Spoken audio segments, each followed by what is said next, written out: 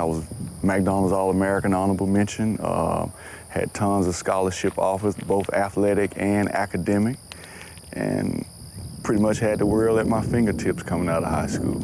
You could say Kwame Moore had it all growing up in Greenwood, Mississippi. Salutatorian of my graduating class. I went to Grambling initially, played a year there, transferred to Jackson State, and had to sit out a year. And that's when things started to change for him, but few knew it. You see, Kwame Moore also had a secret side hustle that took him from this to this. He got busted for possession with the intent to distribute marijuana. The quality and quantity were enough to trigger the attention of the Mississippi Bureau of Narcotics. For this all-around good guy and one-time basketball star, it was game over. I was initially sentenced to 20 years. They suspended 15 with 5 to serve. And so out of that 5 years with good time and all the classes and other stuff that I was doing, it eventually got knocked down to 25 months, 13 days.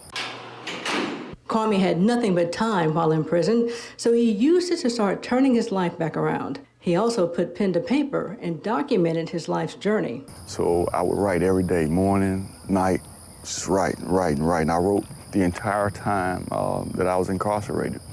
25 months, 13 days, I wrote. When he wasn't writing his story, he was telling it. Kwame was one of the inmates allowed to participate in the About Face program. They would go to churches and schools in their prison uniforms and talk mainly to young people about life choices. And I remember the first time that I went out, they took me to the alternative school in Hinds County. And after I finished talking to them, I'm crying, the kids crying.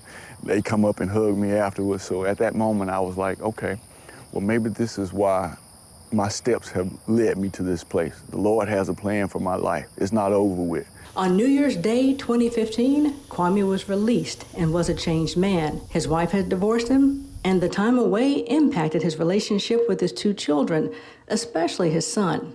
We're bonding now, but yeah, that was a tough time trying to reconnect with him, and he was having a lot of resentment, and I don't know what else was going on, but it was tough to say the least. There were some good things that came out of Kwame's experience.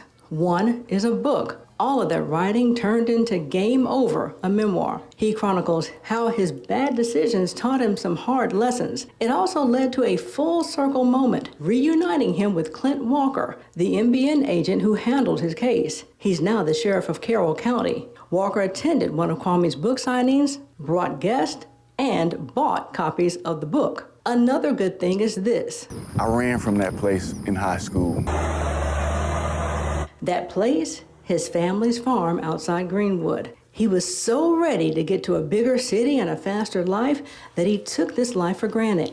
Now, after all he's been through, the place Kwame ran from is the place he runs to. Like, I sit on the tractor all day and just bale hay or do whatever I need to do and not a care in the world. He's also remarried and owns a business in the metro. As we walk outside the detention center he left almost 10 years ago, Kwame says no more side hustles. For him, that part of his life is literally game over, and he hopes to be an example for those like him.